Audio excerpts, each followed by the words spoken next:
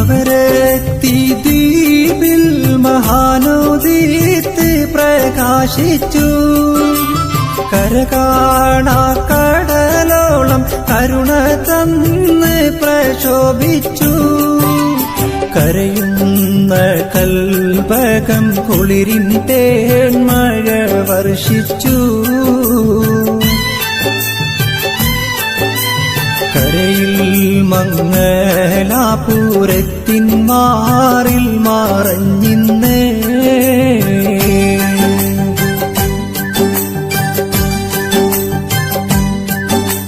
ബന്ദറിൽ വാഴുന്ന മൗലാത്തങ്ങൾ റളിയല്ലാഹ്.